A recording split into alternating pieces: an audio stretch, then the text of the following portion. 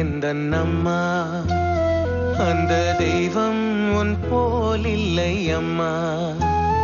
அன்பு அம்மா அம்மா எந்தன் அம்மா, அந்த தெய்வம் உன் போல் இல்லை அம்மா. தொப்புள் கொடியா ஒரு தோட்டம் அமைத்தாய், பிள்ளை கனியாய் என்னை படைத்தாய். உன் உயிர் கரைத்து என் உடல் வளர்த்தாய். ஒன்றல்ல நீ செய்த தியாகம் நான் வெல்வதே ஒரு தாயின் சபதம். அன்பு அம்மா அம்மா எந்தன் அம்மா, அந்த தெய்வம் உன் போல் இல்லை அம்மா.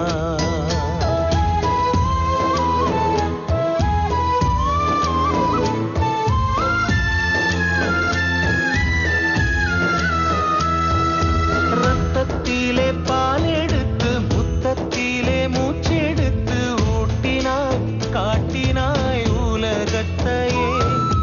பள்ளிக்கூடம் நான் படிக்க சொல்லிக்கட்ட நீ சோமக்க வெந்து நீ வெந்த சோறு போட்டாயே.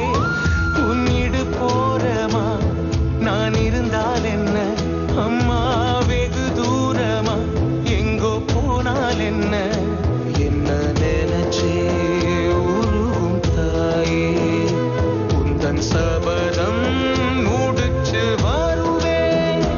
அன்பு அம்மா அம்மா எந்தன் அம்மா, அந்த தெய்வம் உன் போல் இல்லை அம்மா. உன் உயிர் கரைத்து என் உடல் வளர்த்தாய். ஒன்றல்ல நீ செய்த தியாகம் நான் வெல்வதே ஒரு தாயின் சபதம், ஒரு தாயின் சபதம்.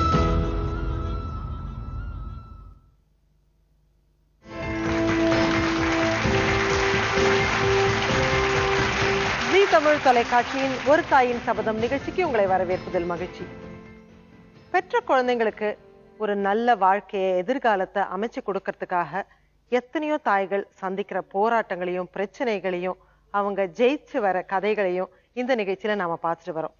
இன்னைக்கு தான் பெறாத குழந்தைகள், அதுவும் 1 2 இல்ல 15 குழந்தைகளுக்கு ஒரு வாழ்க்கையை அமைச்சு கொடுத்திருக்கிற அற்புதமான பெண்மணியை இன்னைக்கு சந்திக்க போறோம். செல்வி, வாங்கம்மா. அன்பு அம்மா அம்மா எந்தன் அம்மா, அந்த தெய்வம் உன் போல் இல்லை அம்மா. அன்பு அம்மா அம்மா. வணக்கம் செல்வி. வணக்கம்மா. ரொம்ப ரொம்ப சந்தோஷமாவும் பெருமையாவும் இருக்கு உங்களை சந்திச்சதுல. உங்களை சந்திச்சு எங்களுக்கு ரொம்ப நன்றிம்மா.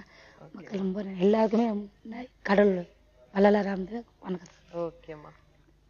இப்போ நான் நேர்கள் கிட்ட சொல்லிட்டு இருந்தேன், ஒவ்வொரு அப்பா அம்மாவும் நம்ம பெத்து ஒரு குழந்தைய வளர்க்கறதுக்குள்ளேயே படாத பாடுபடுறோம். கண்டிப்பா. ஆனா நீங்க இன்னைக்கு உங்களுடைய அரவணைப்புல எத்தனை குழந்தைகள், ஒரு 15 குழந்தைகள் உங்களை அம்மான்னு கூப்பிட்டுட்டு உங்களால இன்னைக்கு இந்த உலகத்துல மகிழ்ச்சியா இருக்காங்க. அவங்கள பத்தி பேசுறதுக்கு முன்னால முதல்ல உங்களை பத்தி, உங்களுடைய வாழ்க்கையை பத்தி கொஞ்சம் தெரிஞ்சுக்கலாம். சோ நீங்க என்ன படிச்சிருக்கீங்க செல்வி? நான் படிக்கலமா, எனக்கு ஸ்கூலுக்கு நான் போனதில்ல. படிக்கவே தெரியாது, சுத்தமா எழுத படிக்கவே தெரியாது. இப்ப வரைக்கும் தெரியாது? ரோட்ல ஏதாவது போர்டு பார்த்தா கூட படிக்க தெரியாது? எதுவுமே படிக்க தெரியாது. உங்க குடும்பத்துல யாரெல்லாம் இருந்தாங்க? என் குடும்பத்துல எனக்கு எங்க அப்பா இருந்தாரு. அப்பா ரொம்ப பிடிக்கும். எங்க அப்பா இருந்தாரு. அவர் என்ன வேலை பார்த்துட்டு இருந்தாரு? அப்பா 6 பார்ல. சரி, அப்ப படிக்கல. அப்ப என்ன வயசுல திருமணம்? எனக்கு 13 வயசுல கல்யாணம். 13 வயசுலயா? அவர் என்ன பண்ணிட்டு இருந்தாரு நீங்க கட்டிட்டவரு? கட்டிட்டு லாரி டிரைவர். சரி, 13 வயசுல கல்யாணம் பண்ணிட்டு போயிட்டீங்க. அப்புறம் கொஞ்ச நாள் அது நல்லா சந்தோஷமா இருந்தீங்களா? 2 வருஷமா சந்தோஷமா இருந்தோம். சரி, அதுக்கப்புறம் என்ன நடந்தது நீங்களே சொல்லுங்க. அதுக்கப்புறம் 2 வருஷமா சந்தோஷமா இருந்தோம். ஒரு ஆடி 18 திருவிழா ஊர்ல கிராம நடத்துவோம். ஆடி பண்ணதுக்கு சோளம் வரைச்சோம். நாங்கள் எல்லாம் போய் சோளம் வரைச்சிட்டு வர சொல்ல எங்கள் வீட்டுக்கார் அவருக்கு அத்தை பொண்ணு கூட உள்ளே இருந்தாங்க. எனக்கு அது தப்பு தெரியல. எனக்கு அவ்வளோ எலவட்ட விஷயம் தெரியாது. நானே தவிர கூப்பிட்டு முத்து அப்படின்ட்டு எங்கள் ஆச்சியாண்ட போய் சொன்னேன். எங்கள் ஆச்சி சித்தியாண்ட போய் சொன்னேன். எங்கள் சித்தியாண்ட போய் சொல்ல என்னை கட்டிக்கணும் அழுதாங்க தான் சொன்னாங்க. வேற இது பற்றி இப்படி எனக்கு தெரியல. தெரியலன்னா நாங்கள் மறுபடியும் வீட்டுக்கு போனோடனே நான் ஒரே ஒரு வார்த்தை தான் கேட்டேன், ஏன் முத்து முத்துன்னு தான் எங்கள் வீட்டில் கூப்பிடுவேன், ஏன் முத்து மாறி முத்து வந்து இருக்குதுன்னு கேட்டேன். சிண்டியை பிடிச்சி ஒரே ஒரு அடி அடிச்சாரு. அப்போ வந்து கூட ஜிமிக்கு தோடு போட்டுருந்தேன். இந்த ஒரு அடி அடிச்சோடனே அப்படியே கிருகிருன்னு வந்து கீழே திண்ணிலேருந்து கீழே விழுந்துட்டேன். மாரிமுத்து எதுக்கு உள்ள வந்திருக்கான்னு கேட்டதுக்கோசம் ஒரே அடிச்சாங்க. அந்த ஒரு அடியோட வந்து எங்கள் மாமனார் வீட்டில் மாமியார் இருந்தேன். மாமியார் மாமனார் எல்லாம் ஒரே கூட்டு குடும்பம். அங்கே இருக்க சொல்ல வந்து எல்லாம் வந்து கேட்டாங்க. எனக்கு இவ கூட தான் வாழ்க்கை பண்ண, இவ கூட பண்ண மாட்டேன்றாங்க. அந்த ஒரு சொல்ல எங்கள் அப்பா வந்து தெரியக்கூடாதுட்டாங்க. மாமியார்லாம் எங்கள் அப்பாவுக்கு தெரியக்கூடாதுன்ட்டாங்க. தெரியாத நான் ஒரு 2 மாதம் மறுபடியும் மறைச்சேன். அப்போ ஆடி வரைச்செடுக்க. அப்போ அந்த 2 மாசம் யாரோட இருந்தீங்க? எங்கள் மாமனார் கூட இருந்தேன். எங்கள் மாமியார் நாத்தெல்லாம் நல்லா எந்த குறையும் எனக்கு இல்லை. அவங்கள நல்லா பார்த்து அவங்களாம் உங்களுக்கு தான் சப்போர்ட், எனக்கு தான் பையனுக்கு இல்லை இல்லை பார்த்துனாங்க. எங்கள் அப்பா வந்தோடனே என்ன சொல்லவானான்ட்டாங்க.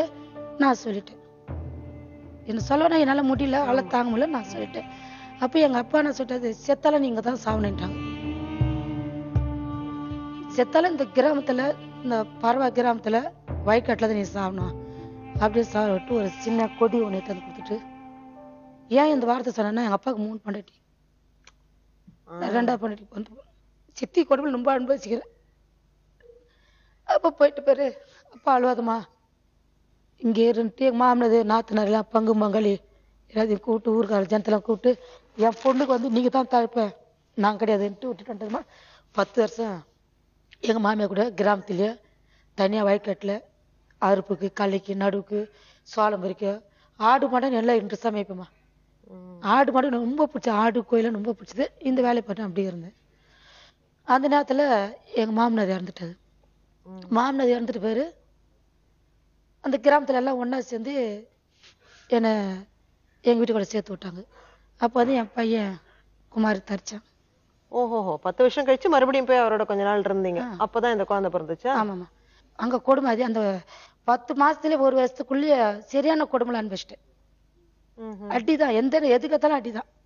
அந்த பொண்ணு அவரு கூட இருந்ததா? அவங்க கூட தான். அந்த பிள்ளை கூட தான் அந்த ஐயா ரொம்ப பாசமா இருப்பாரு. அவர் அத்தை பொண்ணு, நான் அசலு. சோ அதனால நீங்களே போதும்னு சொல்லி அந்த வாழ்க்கையை விட்டுட்டு வந்தீங்களா? நானே போதுன்னுட்டு எங்கள் மாமியார் தான் எனக்கு தைரியமாக இருந்தாங்க. வீட்டில் இருந்தேன். எங்கள் மாமியார் நல்லா காப்பாற்றினாங்க, எந்த குறையும் வைக்கல. எங்கே போனாலும் என் கையில் இட்டு போயிடுவாங்க. மாமியார் செத்தோடனே எனக்கு ரொம்ப கஷ்டமாகி போச்சு. இனிப்பு அந்த இடத்துல கஷ்டமாயிடுச்சு. வந்துட்டு எங்க வந்தீங்க? நான் ரெட்டிஸ் பக்கத்துல காந்தி நகர் ஒரு சென்னைக்கு வந்து குழந்தைய எடுத்துட்டு. அப்பெல்லாம் குழந்தை பிறக்கல, வயிற்றுல இருந்தேன். பிறக்கல. அத்தை வந்து ரெட்டிஸ் வந்து 90ல வந்து அப்பா ஒரு இடம் வாங்கி வச்சிருந்தாரு, எனக்குன்னு தனியா வாங்கி வச்சிருந்தாரு. அந்த இடத்துல வந்து ஒரு கொட்டை போட்டு கொடுத்துட்டு போனது. அந்த கொட்டையில நான் இருந்தா வந்த உடனே சாப்பாட்டுக்கு ரொம்ப கஷ்டப்பட்டேன். எவ்வளவு மாசம் அப்போ? வயத்துல குழந்தை எவ்வளவு மாசம்? 3 மாசம் உக்காந்து இருந்தேன். இங்க வந்து எனக்கு வாழைன்னா ரொம்ப வியாபாரம். எனக்கு இங்க வந்து ஆள் யாருன்னு எனக்கு தெரியாது. அண்ணன் வந்து ஆட்டாக்காரர், ஒரு பேர் ஆட்டாக்காரன் கூடும். அந்த அண்ணன் வந்து ஒரு 2-3 தோப்பை காட்டி விட்டாரு. அவர் இல்லை இப்போ. தோப்பை கட்டி இந்த நான் போய் ஓலைக்காக சொல்ல எனக்கு கொடுக்க மாட்டாங்க. ஏற்கனவே இடத்துங்களுக்கு தான் அந்த ஓலையை கொடுப்பாங்க, எனக்கு கொடுக்க மாட்டாங்க. நான் போய்கிட்ட நீ புது பொண்ணாக்குற, இலை வட்ட வச்சுக்கிற, நீ தோப்பில் நான் உன்னை நம்பி விட மாட்டேன்னு. என் பசி ஒரு பக்கம், கையில் பணத்தை கட்டின்னு நகை கட்டின்னு எனக்கு எங்கே போய் வாங்கி சாப்பிடணும்னு தெரியாது. இன்னைக்கு எனக்கு மாறு கையில் போனால் எனக்கு தெரியாது. அப்படி வளர்த்துட்டாது எங்கள் அப்பா. அதில் வந்து அந்த வியாபாரத்தில் ஆட்டாக்கரை என்ன ஐட்டம். இல்லை, எப்படி முதல்ல இங்கே வந்த போது எப்படி சாப்பிட்டீங்க, எப்படி குழந்தை பிரசவம் எல்லாம் எப்படி பார்த்தீங்க? எதுவுமே அதான் சொல்றேங்க. நேரம் எனக்கு வயிற்றுல 3 மாசம் குழந்தைகிட்டே எனக்கு தெரியாது. அது இருக்குதா இல்லைன்னு கூட எனக்கு தெரியாது. இதான் உண்மை. அதெல்லாம் தோப்பு போயிட்டு கேட்டால் யாரும் கொடுக்கல. இந்த வந்து அந்த ஊரில் நாங்கள் போகிறதுல அப்போல்லாம் கடை தெருவில் கிடையாது. காந்தி நகர் ரெட்டிஸுக்கு நடக்கணும். ஹோட்டலுக்கு வந்தேன். சோறு பங்க பாத்திரம் கிடையாது, ஒரு யானை கிடையாது. நான் ஒண்டியே தானே வந்தேன். அந்த பானை சட்டி கைன்ற சட்டி எனக்கு வாங்கிறதுக்கு விபரம் தெரியாது எனக்கு, எப்படி வாங்கினட்டு. ஹோட்டலில் போய் ஒரு சாப்பாடு கட்டின்னு வருவேன், 2 வேலைக்கு வச்சு சாப்பிடு. அது போல ஒரு அக்கா என்னை பார்த்துறீங்க, டெய்லியும் ஹோட்டலில் வாங்கி தரேன், நான் வாங்கி தரேன் வான்னு சொல்லிட்டு அவங்க பாத்திரம் கொடுத்தாங்க. அந்த அப்புறம் வாங்கி கொடுத்தா அப்படியே போயிச்சிருந்தேம்மா. போயிச்சிருந்து வியாபாரத்தில் ஒரு ஆளாக வந்துட்டேம்மா. நான் ஃபஸ்ட்டு நான் ஒண்டி கீப்பேன், எடுத்துன்னு வருவேன், முடிவேன். ஆட்டோக்காரன் என்ன சொல்லிட்டாரு, 3 தோப்பு காட்டி விட்டேன், நீ ஒரு சாராக போய்ச்சிக்கமானது, நான் பார்த்துக்கிறேன். நான் மறுபடியும் தொடர்ந்து அந்த வீட்டு 2 வீட்டு அந்த ஆட்டோக்காரன் போனா, அக்கா உனக்கு தான் என் புருஷன் வை கட்டி விட்டார்ல, நான் வை கட்டி விட்டேன்ல, அந்த தோப்பை கடை போச்சு எல்லாம் மூஞ்சி மூக்கை ஒடிக்கிற மாதிரி நீ பார்த்துக்கிட்டாங்க. அந்த தைரியம் எனக்கு கொஞ்சம் மனசில் பட்டுச்சு. அதில் நான் ஒண்டியா லிங்கி எடுத்து கட்டிக்கணும், டவுலு தூக்கி தலைமை போட்டு கத்தி இது உள்ள பிடி சொரிக்கணும். நான் மாட்டும் போயிடுவேன். நான் ஒண்டியா தான் போவேன். லுங்கி தான் நம்ம ஆமாம் லிங்கி தான். நான் மாட்டு தலைப்பா கட்டிக்குவேன் டவுலில் கட்டி நான் மாட்டு தோப்புன்னு போயிடுவேன். தோப்பு எனக்கு கொடுக்காதவங்கலாம் இப்போ எனக்கு கூட்டு கொடுக்க ஆரம்பிச்சிட்டாங்க. கூட்டு கொடுக்க ஆரம்பிச்சு வேலையை பார்த்ததுக்கு அப்புறம் ஆமாம். அப்புறம் இந்த வியாபாரத்தில் கொஞ்சம் நல்லா வந்தோமா. 2 ஆளுந்து 1 ஆளுந்து 2 ஆள் 3 ஆள் 5 ஆளுக்கு ஓனர் ஆயிட்டேன். அப்படியே குழந்தைய வளர்த்துட்டீங்களா? அந்த 8 மாசம் ஆயிட்டான். 8 மாசம்னு வீட்லயே பிறந்தான். தோப்புலயே பிறந்தான் என் பையன். தோப்புலயே பிறந்து அங்க இருக்கிறவங்களாம் இந்த ஓலை சாரம் அந்த கல்லு மரம் அந்த பனஞ்சாறு இதெல்லாம் செய்வாங்க. அவங்களே என்ன காப்பாத்துறேன். அந்த டைம்ல எல்லாம் எப்படி போய் வேலை செஞ்சீங்க 8 மாசத்துல? வட்டினா எனக்கு அதெல்லாம் கஷ்டம் தெரியாது. எனக்கு அந்த இன்னி கூட மரம் என்ன ஏறுவேன். ஆனா இப்ப சொன்னா நல்லா மரம் ஏற முடியாது. நான் ஆம்பளை வச்சு மரம் என்ன கை குத்தி வச்சு ஏறுவேன். இந்த கை இப்படி குத்தி வச்சு காலில் கடக்க முடியும் இந்த கவுரு கட்டி. இப்போ குழந்தை பிறக்கிற சமயம் வரைக்கும் பண்ணிட்டு இருந்தீங்களா? நாளைக்கு பிறக்கிற இன்னைக்கு போய் ஓலை வெட்டினேன். அனிமேலாம் ஓலை தான் எனக்கு நல்லா விபரம். அப்புறம் குழந்தை பிறந்ததுக்கு அப்புறம் கூட வாழை தம்பரை கூலி ஆளுங்க நம்மளாண்ட கூலி ஆளுங்கிறாங்களே அவங்க பார்த்துக்குவாங்க. அவங்க பார்த்துக்கலாம் என் கையை ஒரு நிமிஷம் ஈர்க்க கேட்பேன். இந்த டப்பாசு சிறு டப்பாசு ரெடி பண்ணுறாங்களே அவங்க வந்து இந்த பட்டி கொடுப்பேன். அவங்க வந்து வாங்கிட்டு போவாங்க. வீட்டுங்களுக்கு அடுப்புக்கு விரும்பிப்பேன். எல்லாமே எனக்கு கஷ்டம் தெரியாதுமா. ஏன் கஷ்டம் நம்ம பணம் இது வரைக்கும் தொங்கும் உடம்புலாம் நகருக்கு இதில் கஷ்டம் தெரியாது, குடும்பம் பற்றி தெரியாது. அந்த நேரத்தில் தான் எங்கள் வீடு நான் என்ன பற்றி போய் சொல்லி மறுபடியும் சென்னைக்கு அவர் வந்துட்டாது.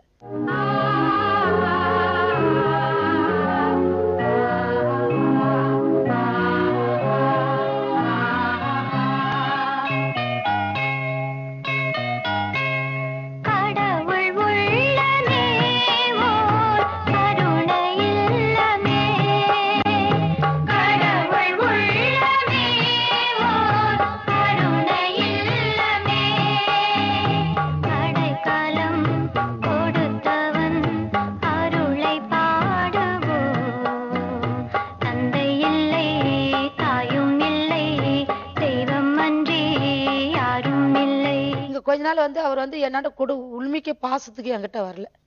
என்னோட பணம், என்னோட நகை, என் வண்டி நான் இந்த ஒரு 6 மாசம் 5 மாசம் இருந்திருப்பேன். மடியில பையன் இருக்காது, தூத்துல அத்தனை ஓடிடும். அது மட்டும் ஓட நேரம் ஓட என்ன பண்ணுவேன், விசிலிச்சு மக்கா ஓடிடுவேன். அக்கா என்ன அந்த அக்கா பட்டு வாழ்க்கை என்னால ரொம்ப அடி பட்டுச்சு. தூக்கத்தெல்லாம் போய் ஏப்புவேன். அது ஒண்டிதான் வந்து ஆம்பளை போய் நிற்கும். அர்ச்சாக்கா வந்து நின்று என்னை காப்பாத்து வந்து கேட்க நீ போய் படுறி போடின்ட்டு விட்டு போயிடுவாங்க. செடி வாரத்துல படுப்போமா, நான் போயிட்டு செடியில நீக்கிட்டு செடியில படுப்போமா. அவருக்கு பயந்துக்கிட்டா அடிச்சாலும் சும்மா அடிக்க மாட்டான். பட் இப்ப திரும்ப வந்து உங்ககிட்ட காந்தி நகர்ல வந்து உங்ககிட்ட சேர்ந்ததுக்கு அப்புறமாவும் அடிப்பாரா இல்ல உங்க பணத்துக்கு ஆசைப்பட்டு அப்பா அது நல்ல வர மாதிரி நடிச்சாரா? நெல்ல வரையில ஒரு 3 மாசம் நெல்ல மாதிரி நடிச்சு என் கூட தோப்புக்கு 2 வாட்டி வந்தாரு. அப்புறம் வந்து என் கூட வாழைக்கெல்லாம் ஏத்தி போட்டு ஆளக்கான. சோ பணத்தை மட்டும் எடுத்துட்டு போயிட்டாரா வேற ஏதாவது செஞ்சாரா? பணத்தை மாட்டுமா என்ன அடிச்சு சித்திரவாலை. இது வரைக்கும் என்ன சொல்லிதான் அடிப்பாரு? எதுக்கு அடிக்கணும்னு ஏதோ ஒரு காரணம் இருக்கணும்ல. அந்த காரணம் வந்து எதுக்கு அடிக்கிறேன்னா என் பணம் என் நகை ஒரு தோடுக்குள்ள பீஸ் போடுவேன், கைத்தி நெறி போட்டுக்குவேன். சோ அத கைட்டி கூட இல்லன்னா அடியா? கேட்க மாட்டாது, கைட்டி கூட கேட்க மாட்டாது. அடிச்சுட்டு மூக்குல வாயில ரத்தம் ஊத்தம் காது ரத்தம் ஊத்தம் அந்த நேரத்துல கைட்டி போயிடுவாரு. அது கேட்டாலே நீங்க கைட்டி கொடுத்துருப்பீங்களே. அப்படி கேட்டா கொடுத்துருவேன். அப்படி கேட்டா கொடுத்துருவேன். அது பாட்டு ரொம்ப கஷ்டப்பட்டு அத்தாட்ட துன்பப்பட்டு எங்க ஒரு வாட்டி பெரியம்பவங்க போய் அன்னைக்கு உள்ள படுத்துனுக்குறேன். இங்க வா பிள்ளைன்னு கூப்பிட்டாது. சரி சந்தோஷமா கூப்பிடறான்னு சொல்லிட்டு என்ன பண்ணேன், எனக்கு இந்த ஜாக்கெட்ல வைக்கிற பைக்கலாம் இப்பதான் ஜாக்கெட்ல பறிச்சு வைக்கிறேன். அப்பெல்லாம் ஜாக்கெட்ல வைக்க மாட்டேன், பையில தூங்கி வச்சு இது ஆபத்து என்ன பண்ணுவேன், அடுப்பு புள்ள பொதிக்கிற பழக்கம் நரிக்குது என்னண்டு இன்னைக்கே பொதிப்பேன். அந்த பொச்சி வச்சு என்ன பண்ண சொல்ல முசரா பார்த்துட்டான். பார்த்துட்டு கம்பத்துல அந்த கம்பளம் சார்ல எனக்கு வந்து பாப்பாலாம் வந்து பார்த்தாங்க. அந்த கம்பத்துல கட்டிட்டு அதான் கடிச்சு அடி இந்த கம்பத்துல கட்டிட்டு அடிச்சு காது. இப்போ தேட்டருங்களா இப்படி சினிமா தேட்டர் எப்படி கதவு சத்துறாங்களா அது மாதிரி செட்டார என்னை காப்பாத்து செட்டா விட்டு வா சத்தம் போகல. அந்த ஐயா என்ன பண்ணிட்டாரு, கதவுலாம் பட்டு சத்தினே செல்லம்மா கோச்சிக்காத அப்படின்னு கதவு சத்தினாரு. யார் அது வீட்டை போனா அவங்க வீட்டுலாம் கதவு சத்திட்டாங்க. யார் எங்க போதுன்னு நேரம் ஓடி என்ன பண்ண அரசாக்கா விட்ட வாசல போய் விழுந்துட்டேன். எல்லாருக்கும் அவங்கவுங்க வீட்டுல பிரச்சனை வேண்டான்ட்டு பயம் இல்லையா? ஏன்னா இந்த ஆள் கொஞ்சம் பயங்கரமான ஆளு.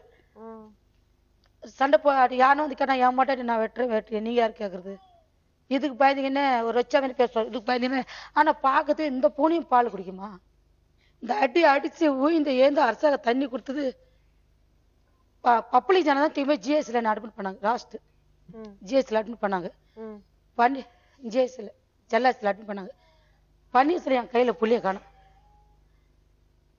சொல்ல அழுவ சொல்ல என் குழந்தை காணும் 102 ஒரு 5000 ரூபாய் கொடுத்து ஆர்எஸ்ஆர் ஹாஸ்டல்ல பக்கத்துல ஹாஸ்டல் இருக்குது அங்க கொண்டு போய் குழந்தைய சேர்த்துருக்கோம் நான் சேர்த்தாலும் என் பிள்ளை அனாதையா போய் சேர்த்துன்ட்டு அந்த ஹாஸ்டல்ல கொண்டு விட்டுட்டு நீங்க கொண்டு போய் அந்த ஹாஸ்டல்ல சேர்த்தீங்களா? ஆமா நானா போய் சேர்க்கல இந்த ஆயமாலாம் செய்யறாங்க பாரு அவங்களாண்ட கொடுத்து. அப்ப எவ்வளவு வயசு குழந்தைக்கு?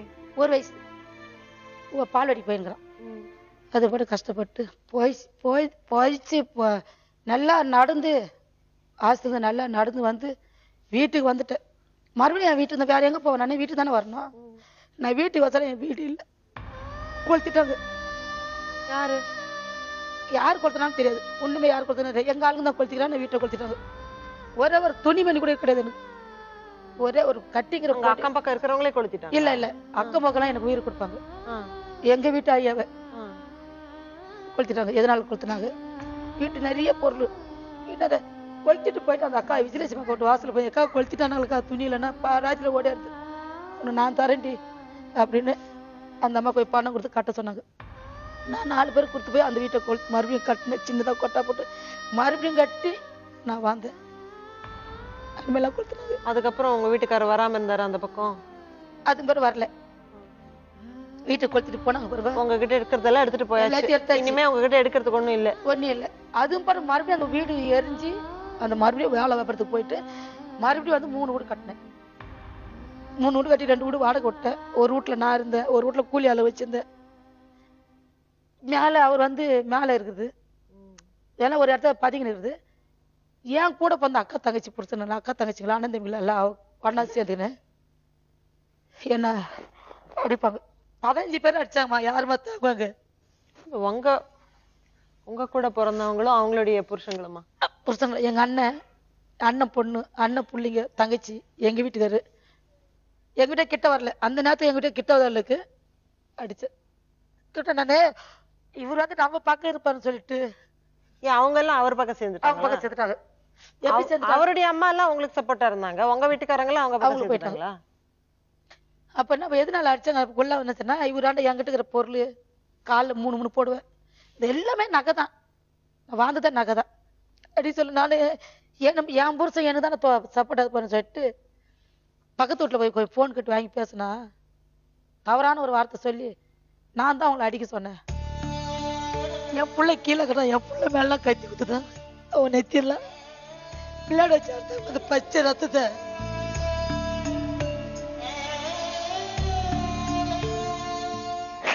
அவன் ஒன்றுக்கு போறாட்ட அந்த மண்ணில தோலை இருக்காது. எவ்வளவு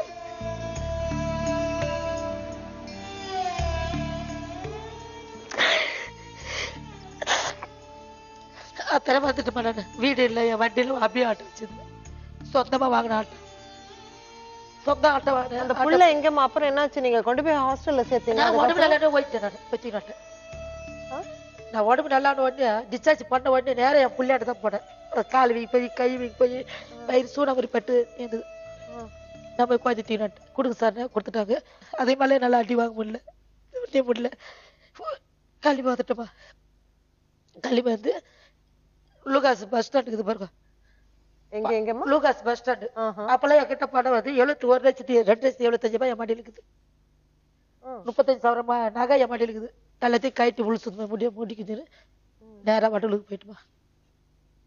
எப்படி வந்தது அவ்வளவு பணம்? நான் வியாபாரம் பண்ண பொன்ராஜி தொட்டில் வந்து அந்த வியாபாரத்துல அவ்வளவு பணம் சேர்த்து வச்சிருந்தீங்க. பணம் எல்லாம் பேங்க் எல்லாம் போட மாட்டீங்க? எனக்கு தெரியாதுப்பா, எதுக்கு பேங்க் எல்லாம் தெரியாது. இப்பதான் ஒரு பேங்க் புக் அக்கௌண்ட் பண்ணேன். இந்த ஓப்பு கோசம் பண்ண சொன்ன பேங்க்ல பணத்தை அப்படியே சேர்த்து எல்லாம் அவங்க சுருக்கு பையில அப்படியே இங்க இருக்கும். சுருக்கு பையில தான் இருக்கும். நகையும் சுருக்கு பையில 2 லட்சம் எல்லாமே வியாபாரம் பண்ண நகை எல்லாமே. எதுக்கு அழறீங்க? இப்ப போச்சு, முடிஞ்சு போச்சு. அதுக்குதான் நாங்கெல்லாம் என்ன பேசுறதுன்னு தெரியாம தான் உட்காந்துருக்கோம். நாங்கெல்லாம் அப்படி சின்ன பிரச்சனையெல்லாம் வந்து எங்களுக்கு பெரிய பிரச்சனை நினைச்சு உட்காந்துருக்கோம். நீங்க எவ்வளவு அசால்ட்டா சொல்றீங்க. வந்து அங்கேருந்து இந்த ஃபீனிக்ஸ் பறவை சொல்லுவோம் அப்படியே சாம்பல்ல இருந்து திருப்பி திருப்பி வரும்ட்டு வந்து 3 வீடு கட்டி 2 வாடகைக்கு விட்டேன் அப்படின்றீங்க. நீங்க நீங்க மட்டும் படிச்சிருந்தீங்கன்னா இன்னைக்கு ஒரு பெரிய ஒரு தொழில் அதிபரா இருந்திருப்பீங்க. எங்க அப்பா படிக்க வச்சிருந்தா மெட்ராஸ்ல பாதி வாங்கியிருப்பேன். அது நிச்சயமா உண்மை. ஏன்னா எனக்கு அந்த அளவுக்கு திறமை எங்க அப்பா கத்து கொடுத்துரு. எங்க அப்பாவுக்கு நன்றி சொல்லணும். அது மாதிரி ரொம்ப கஷ்டப்பட்டு. சரி, உங்க பையனை படிக்க வைக்கிறீங்களா? நல்லபடியா படிக்கிறாங்க. 7வது படிக்கிறான். நல்லா படிக்கிறானா? என்ன பேர் உங்க பையனுக்கு? என் பையன் பேர் வந்து குமார். சொந்த பேர் வந்து கருப்பசாமி. என்ன கூடுவீங்க நீங்க வீட்டுல? எப்படி? நான் வந்து கருப்பசாமி தான் கூட. ரொம்ப விரும்பி கருப்பையா தான் கூட. ஓகே, கருப்பையா தான் கூட. ஓகே, கூப்பிடுவோமா கருப்பையா? வைங்க, முதல்ல அவரை பாத்துடலாம்.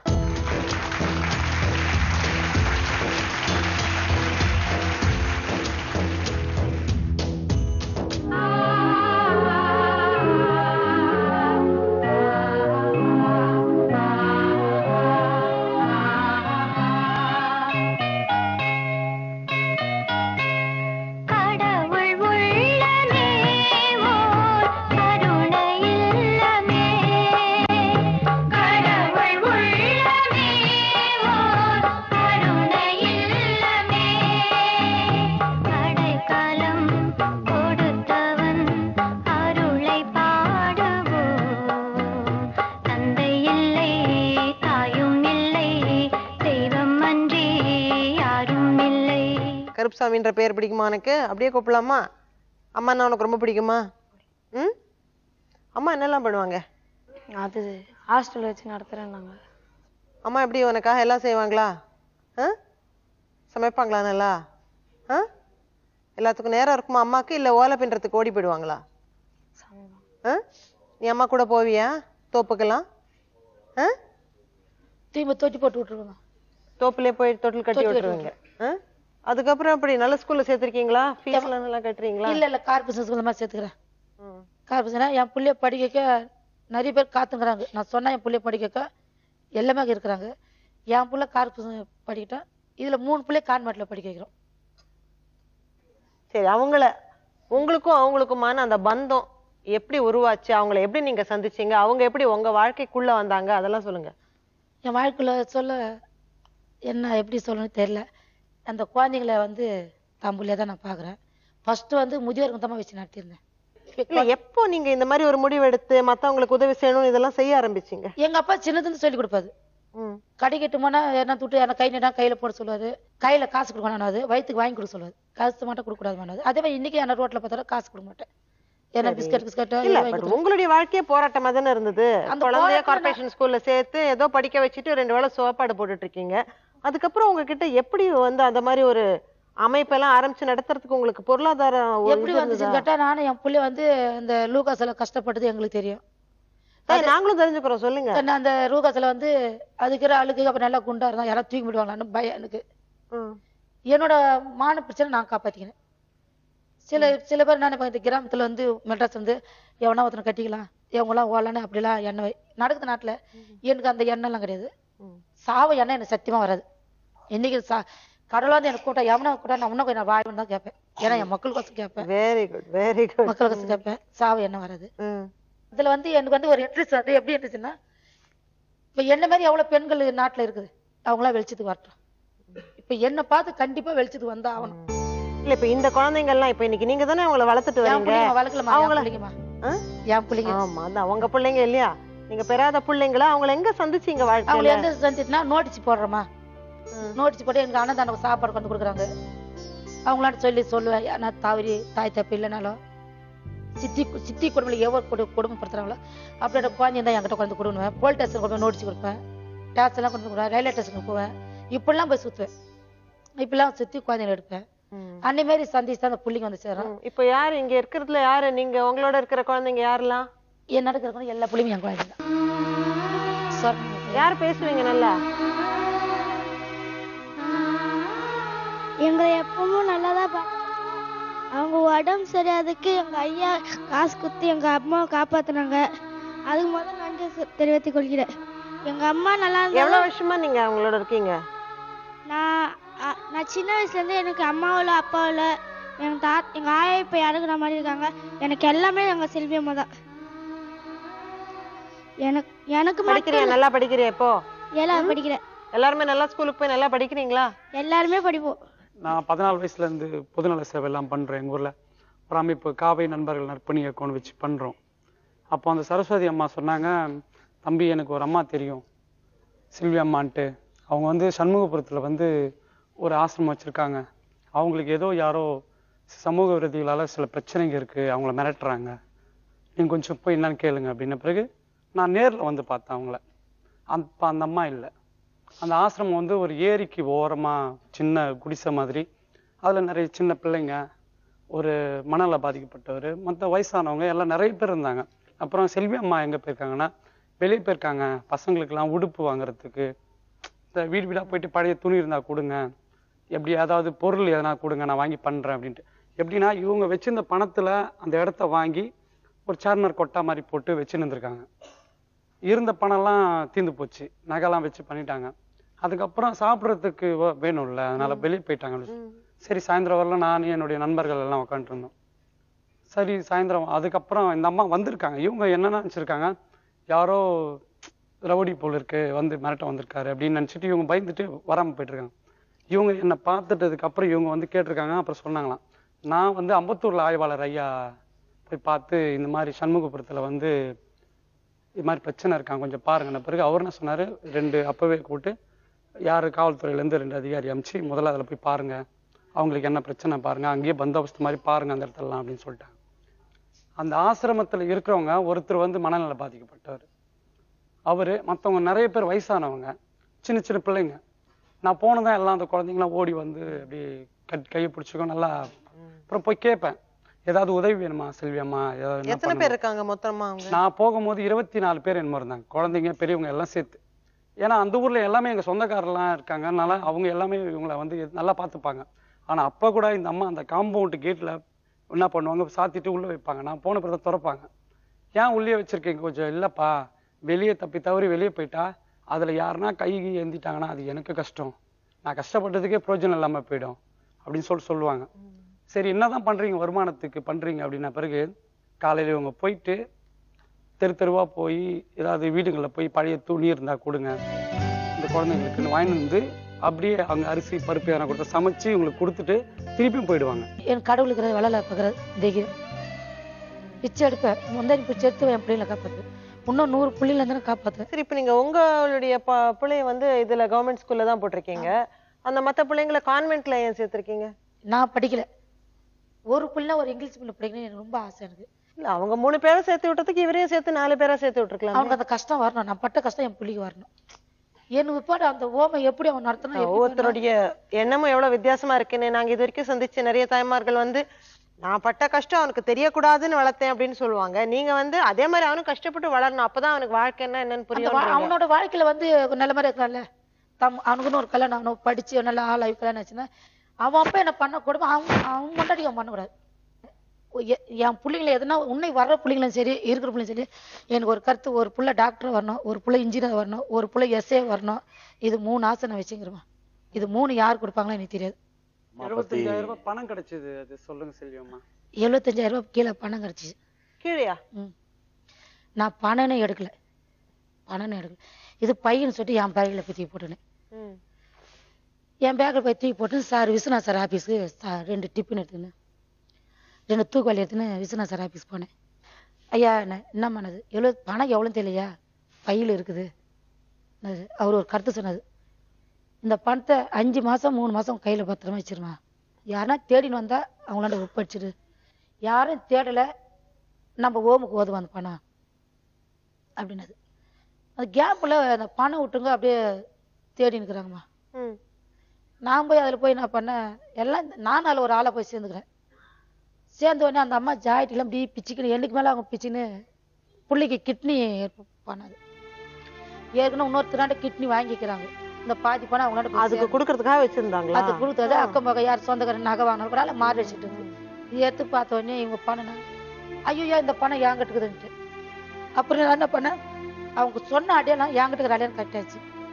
மூக்குப்பொடி டப்பா, மாரடிச்சிட்டு 75,000 ரூபாய் மஞ்சா பை, நான் சொன்னது அவங்க சொத்து கட்டாச்சு. பை தூக்கி அங்கே கொடுத்துட்டு நேராக கொண்டு அந்த குழந்தையும் பார்த்துட்டு அவங்க எனக்கு 1000 ரூபாய் கொடுத்தாங்க.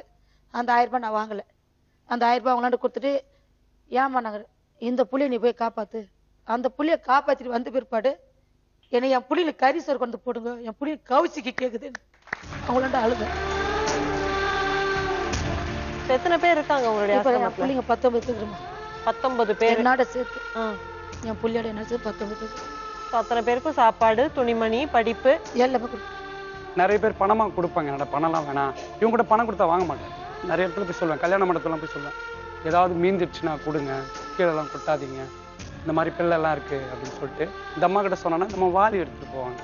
போயிட்டு அங்கே போய் எல்லாத்தையும் வாங்கிட்டு வந்து அந்த பசங்களுக்கு கொடுத்துட்டு மீதி இருந்தா குப்பை கூட சாட மாட்டாங்க. நான் நிறைய வாட்டி பார்த்துருக்கேன். ஸோ இந்த மாதிரி எப்படியாவது சுத்தி இருக்க கையேந்தியாவது இந்த பிள்ளைங்களை நல்லபடி வளர்த்து ஆளாக்க முடியும்னு ஒரு நம்பிக்கை இருக்கு உங்களுக்கு? நம்பிக்கை இருக்கு. தூக்க முடியாத அளவுக்கு நான் கஷ்டப்பட்டேன். யார் அது எப்படிலாம் போய் சந்திச்சேன்னு எனக்கு தான் தெரியும். விஸ்வநாத் சார் ஃபர்ஸ்ட் போய் சந்திச்சேன், இன்னொருத்தர் ஐயா மூலியமா போய் சந்திச்சேன். இன்னைக்கு அவர் ஓமல அவ்வளவு சாப்பாடுலாம் வந்து செய்யறாங்க. அவரும் ஒரு காலத்துல கஷ்டப்பட்டு இன்னைக்கு அது எனக்கு தழைப்பு இல்லப்பா, உன்னை நான் தழைப்புனா கேட்கறேன், உன்னை பேரை சொல்லி அனுப்புனாங்க, இந்த இடத்துல போன நல்லா இருப்பேன்னு அனுப்புனாங்க அப்படின்னு அவரான சொன்னேன். இப்படி தடி வந்து கையை பிடிச்சி என்னை உட்கார வச்சாங்க. அவர் பக்கத்துல என் பேரை காப்பாத்திவாமானது, சத்தியமா காப்பாத்துருவா ஐயா. சாப்பாடு கொடுத்தாரு. அந்த தூக்கையில வாங்கிக்கணும் என் புள்ளிங்க கூட வந்து நான் இது பண்ணேன். அவரு கிட்டத்தட்ட ஒரு வருஷமா சாப்பாடு, அரிசி, பருப்பு 100 ரூபாய் தருவது. அரிசி பருப்பெல்லாம் கொடுத்தாரு அவரு? கொடுத்தாரு. அரிசி பருப்புலாம் கொடுப்பாரு. என்னால அவரு கழிப்பாடு கஷ்டப்பட்டது. எனக்கு கொடுத்துட்டேன்னா அந்த ஓமலுக்கு என்ன செல்லிங்க மட்டும் செய்யற, என்ன செல்லி மட்டும் பேசல அப்படின்னு ஐயா சொன்னது. நீ வராத மாத்தாடா, உனக்கு நான் செய்ய மாட்டேது அந்த ஒரு சொல்லு. இன்னைக்கு அந்த ஹாஸ்டலுக்கு நான் போகல, இன்னைக்கு அந்த சொல்லிட்டேன் நான் போகல.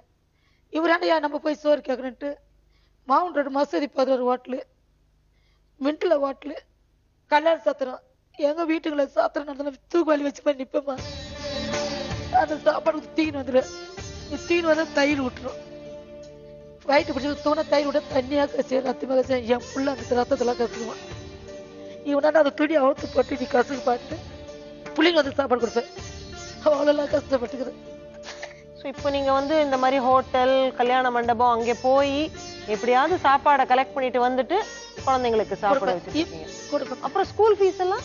ஸ்கூல் ஃபீஸ் எல்லாம் கிடையாதுமா, அதெல்லாம் கேட்மெண்ட்ல படிக்கிறாங்கல்ல சார். எட்டும் சார் நல்லா பாத்துக்க பிள்ளைங்கள, என் பிள்ளைல நல்லா பாத்துக்க அழுவ போயிட்டு. ஆரம்பத்துல இவங்க வந்து இவங்ககிட்ட நான் சொன்னேன், எல்லாத்தையும் அட்வான்ஸ் பண்ணிட்டீங்க, உங்களுக்கு சொந்த இடம் வேணும், நீங்க வந்து ஒரு சொந்த இடத்துக்கு வந்து நீங்க எங்கன்னா முயற்சி பண்ணுங்க, அந்த இடத்துல நம்ம பிள்ளைங்களுக்கு வந்து நல்லா எல்லா வசதியும் கொண்டு நம்ம கட்டி பண்ணலாம் அப்படின்னு சொல்லிட்டு இந்த அம்மா கிட்ட சொல்லும் போது, அது எப்படி சாப்பாட்டுக்கே நாங்க கஷ்டப்படுறோம், அவங்ககிட்ட இருக்கிற காசு எல்லாத்தையும் இடம் வாங்கி போட்டுட்டோம், நீங்க அந்த இடத்த வித்துட்டு வேற இடத்துல இடம் வாங்கணும் போது அப்ப கேட்பாங்க எப்படி முடியும். பிறகு இவங்களுக்கு ஒரு கதை சொன்னேன். அன்னை தெரேசா தெரியுமான்னு கேட்டேன். அன்னை தெரேசாலாம் தெரியாது, எனக்கு யாருமே தெரியாது. அன்னை தெரேசா அவங்கள மாதிரி தான், அவங்க வந்து சின்ன வயசுலயே வந்து ரொம்ப இது மாதிரி ரொம்ப கஷ்டப்படுறவங்களுக்கு உதவுனாங்க. அவங்க வந்து அவங்கள நினைச்சிட்டு நீங்க பண்ணுங்க, அவங்கள மனசுல நினைச்சு அவங்களோட போட்டோவை கொடுத்து இவங்க தான் அன்னை தெரேசா. அவங்க வந்து தொழுநோய் பாதிக்கப்பட்டவங்களுக்கு தன்னுடைய இளமை காலத்துல அவங்களுக்கு அரவணைச்சு அவங்க பண்ணி குழந்தைலாம் இப்படி பண்ணாங்க. அப்படின்ன பிறகு அதுக்கப்புறம் அவங்கள பத்தி சொன்னதுக்கு அப்புறம் இவங்களோட அதுக்கப்புறம் சொந்தமா ஒரு இடம் வாங்கணும். எங்கிட்ட எனக்கு தெரிஞ்சு குறைஞ்சது 4 இடம் மாறி ஒரு இடத்துல வைப்பாங்க. அங்க ஏதாவது யாரா பக்கத்துல இருக்க பிரச்சனை பண்றாங்கன்னு இன்னொரு இடத்துக்கு போவாங்க. அப்படியே மாறி ஒரு 4 இடம் போனதுக்கு அப்புறம் சொன்னேன், இனிமேட்டு நமக்குன்னு ஒரு இடம் வேணும்னு. பிறகு ஐயாலாம் அதுக்கப்புறம் தான் வர ஆரம்பிச்சாங்க. அப்புறம் நான் சொன்னேன், நான் ஒரே ஆசிரமம் மட்டும் பார்க்க முடியாது, எனக்கு நிறைய ஆசிரமம் நிறைய ஹாஸ்பிட்டல்ல பாக்குறவங்கலாம் இருக்கிறதுனால ஐயா அதுக்கப்புறம் தான் ஒரு இடம் வந்து பார்த்து அதுக்கப்புறம் கட்டி அந்த ஐயான்றது யாரு? இவர் விஸ்வநாதன் ஐயா. இவங்க வந்து உதவி பண்றாங்க. இவங்க மூலியமா வந்து ஐயா காமராஜ் ஐயா என்றவர், இவர் வந்து LICல வந்து நிறுவன அதிகாரி, இவர் உதவி பண்ற. இவர் மூலியம் வந்து ஐயா சங்கர் என்றவர் அந்த ஆசிரமத்துக்கு தினந்தோறும் வருகை தருவாரு. இங்க வருகை தந்திருக்கிற எல்லாருமே பாத்தீங்கன்னா கூட அம்மாக்கு இப்போது ஒரு சமூக தன்னார்வ தொண்டு மூலம் உதவக்கூடிய மனப்பெண். அவங்க அமர்ந்திருக்கிற அந்த பள்ளியினுடைய தலைமை ஆசிரியர். சரி, இவங்களுடைய நிலைப்பாடு இந்த மாதிரி இருக்குது, இவங்களுக்கு பூர்வாங்க முறையில என்ன உதவி பண்ணலாம் அப்படின்ற போது இவங்களோட நிலைப்பாடுகள் நாங்க யோசிக்கிறோம். என்னடா இது, உணவுக்கு இவங்களுக்கு இவ்வளவு ஒரு கடினம், பண பிரச்சனை, இட பிரச்சனை அப்படின்னு வரும்போது மழை பெஞ்சா அவங்களால அந்த குடியில இருக்க முடியாது. ஏன்னா இவங்க வசிக்கிற இடம் பாத்தீங்கன்னா புழல் ஏரியினுடைய கடைசின்னு சொல்லலாம். புழல் ஏரியினுடைய கடைசியில தான் ஒரு குடிசை போட்டு வசிக்கிறதுல இங்க வருகை தந்திருக்க எல்லாமே வந்து அம்மாவுக்கு உதவக்கூடியவங்க தான். இப்ப நண்பர்கள் வராங்க, அந்த அம்மாவுக்கு ஒரு உதவி பண்றாங்கன்னா ஒரு 1000 ரூபாய்க்கு நீங்க மளிகை பொருளை கொண்டு போய் கொடுத்தா வாங்க மாட்டாங்க. அந்த அமௌண்ட் நெல் அன்னைக்கு என்ன வேணும், அரிசியோ பருப்போ எண்ணெயோ காய்கறியோ, அந்த ஒரு நாள் சமையலுக்கு என்ன வேணுமோ அதை தான் வாங்குவாங்க. ஏனென்றால் இது இருப்பு வைத்துக் கொள்ளக்கூடிய நிலைப்பாடு கூட தெரியாத நிலை அந்த அம்மாக்கு. இல்ல இன்னும் அப்படிதான் பண்றாங்க. அப்படிதான் இல்ல பட் அது சரியான இதுவா? அது சரியான நீங்க எல்லாம் அவங்களுக்கு தான் நிறைய அட்வைஸ் பண்ணிட்டு இருக்கீங்க. இருந்தாலும் அவங்க வந்து தினந்தோறும் எனக்கு ஏதோ ஒரு வகையில கிடைக்கும் ஒரு எதிர்பார்ப்போடு இருக்கிறாங்க. அது கிடைக்குது. பகுதியில் இருக்கின்ற மக்களா இருந்தாலும் சரி, அது சுற்றத்தில் இருக்கிற நண்பர்கள் தெரிந்தவர்கள் இருந்தாலும் ஒவ்வொரு நாளும் சமையலுக்கு அத்தனை பேருக்கும் சமையலுக்கு தேவையான அரிசி பருப்பு, அவங்களுக்கான உடைகள், படிப்பு, மற்ற சின்ன செலவுகளுக்கான தேவையான பணம் எல்லாமே கிடைச்சிடுதா? எப்படின்னா தினந்தோறும் கிடைக்குன்னு சொல்ல முடியாது. ஒரு சிறப்பு ஒரு திருமண நிகழ்ச்சி வருதுன்னா இது சம்பந்தப்பட்டவங்க இவங்க கொடுத்திருக்கிற விளம்பரம் மூலமா சம்பந்தப்பட்டவங்க உதவ வராங்க. ஒரு குடியரசு தினம், தீபாவளி, பொங்கல், இப்போ ஐயாவை எடுத்துட்டீங்கன்னா நான் அந்த அமைப்புல சென்றதுனால இவங்க இருக்கிற எல்லாரையும் பற்றி தெரிஞ்சுக்கிட்டேன். ஒரு பொங்கல் தீபாவளினா இவர் பல்வேறு தொழிலதிபர்கள், சமூக அக்கறை கொண்டவர்கள், மருத்துவர்களை கொண்டு அவங்களுக்கு உதவுவாங்க. ஐயா சங்கர் ஐயா எடுத்துட்டீங்கன்னா அவங்க வந்து அவர் சம்பந்தப்பட்டிருக்கிற சுற்றத்தார் உறவினர் மூலியமா கொண்டு வந்து உதவுவாங்க. படிப்பை பொறுத்தவரை எங்களுக்கு எந்த விதமான கலையுடைய தலைமை ஆசிரியர் பாத்துக்கிறாரு. இதுக்கு முன்பு உங்களுக்கு உதவுனங்க விஸ்வநாத ஐயா பாத்துக்கிறாரு. மேற்படியும் உங்களுக்கு ஏதாவது வேணும் அங்க அக்கம் பக்கம் இருக்கிறவங்களே உங்களை பாத்துக்கிறாங்க. இதுதான் நிதர்சனமான உண்மையும் கூட. நீங்க சொன்ன மாதிரி அவங்க தனியாளா வந்தாங்க, ஆனா இன்னைக்கு அந்த இடமே அவங்கள தத்தெடுத்திருக்குன்ற மாதிரிதான். இப்ப அவங்களுக்கு பாத்தீங்கன்னா இப்ப அவங்களுக்கு பார்த்தோம்னா அந்த பகுதியில புழல்ல வந்து காவல் நிலையத்துல கணேசன் சொல்லிட்டு ஒரு ஆய்வாளர் இருந்தாரு. அதாவது அவர் அந்த பகுதியில ரோந்து பணிக்கு வருவாரு. எப்பொழுது பார்த்தாலும் அங்க வருவாரு. என்னம்மா பிள்ளைங்க என்ன படிக்கிறாங்க, எதனா காய்ச்சலா, உணவு சாப்பிட்டாங்களா, இன்றைக்கு அவர் எந்த பகுதியில் மாற்றுதலாய் போயிருக்காரு எங்களுக்கு தெரியல. தினந்தோறும் இதற்கு பின் வருகிற எந்த ஆய்வாளர் இருந்தாலும் முதல்ல வந்து பார்க்குறது ஆசிரமத்தை தான் பார்ப்பாங்க. இங்க இந்த அம்மா இந்த முடியாத நிலையில இவ்வளவு ஒரு பிள்ளைகளை வச்சு பண்ணிட்டு இருக்காங்களே, இவங்களை சந்திக்க யார் வந்தாலும், அரசு அதிகாரி வந்தாலும் வந்து பார்ப்பாங்க, அரசியல் ஆர்வலர் வந்தாலும் வந்து பார்ப்பாங்க. அது போன்ற ஒரு நிலைப்பாடு. காரணம் இந்த பிள்ளைகள் அந்த வகுப்பு அந்த ஸ்கூலுக்கு போறது, அவங்க நடந்துக்கிற முறை, இவங்க மத்தவங்க கிட்ட போயிட்டு இந்த பரிச்சயம் உதவக்கூடிய மனப்பயன் வந்து ஒருத்தரை பார்த்த உடனே சொல்லுவாங்க, இவங்க கொடுக்குற பொருளை கொண்டு போய் சேர்ப்பாங்களா சேர்க்க மாட்டாங்களா அப்படி பட்சத்துல கொடுக்குற பொருளை கூட எனக்கு ஒரு நாளைக்கு கொடுத்தா போதும் எசமான்னு சொல்ற ஒரு மனம் படைச்சவங்கள எங்களுக்கு உண்மையில எண்ணி பெருமையாவே இருக்கு. நாம சந்திச்ச இந்த தாய் செல்வி, இந்த சந்திப்பு வந்து ரொம்ப வித்தியாசமான ஒண்ணா இருக்கு. ஏன்னா இவங்க சொன்ன விஷயங்கள் எல்லாமே இன்னும் எனக்கே கூட வந்து ஒழுங்கா என்னுடைய தலையில இன்னும் போய் சேரலன்னு தான் சொல்லணும். ஏன்னா இதெல்லாம் வந்து இப்படி ஒரு வாழ்க்கை சாத்தியமா அப்படின்ற ஒரு பிரமிப்பு இருக்கு. ஏன்னா அவங்கள கேட்கும்போது அதெல்லாமே ரொம்ப அசால்ட்டா சொல்றாங்க. நீங்களே சொல்றீங்க ஒரு நாளுக்கு தேவையானதை வாங்கிக்கிட்டு அதுக்கப்புறம் அப்படியே வாழ்க்கை நடத்திட்டு இருக்காங்கன்னு. ஆனா இன்னைக்கு ஆதரவு இல்லாத எத்தனையோ குழந்தைகளை தன் குழந்தைகளா வச்சுட்டு அவங்களுக்கு ஒரு வாழ்க்கை இந்த உலகத்துல கொடுத்துட்டு வராங்க. அதனால இந்த வீரத்தாய சந்திச்சதுல ரொம்ப ரொம்ப மகிழ்ச்சி. உங்களுக்கு ஒரு பெரிய சல்யூட். ஒரு தாயின் சபதம் டீம் சார்பாக மீண்டும் உங்களை அடுத்த வாரம் சந்திக்கிறேன். அன்பு அம்மா அம்மா எந்தன் அம்மா, அந்த தெய்வம் உன் போல் இல்லை அம்மா. தொப்புள் கொடியா ஒரு தோட்டம் அமைத்தாய், பிள்ளை கனியா என்னை படைத்தாய்.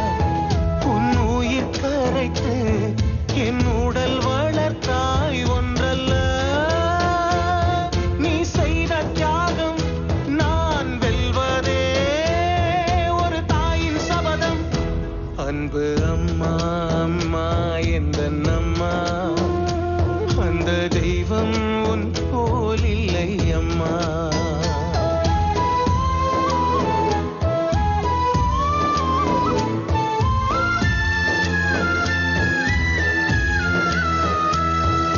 ரத்தத்திலே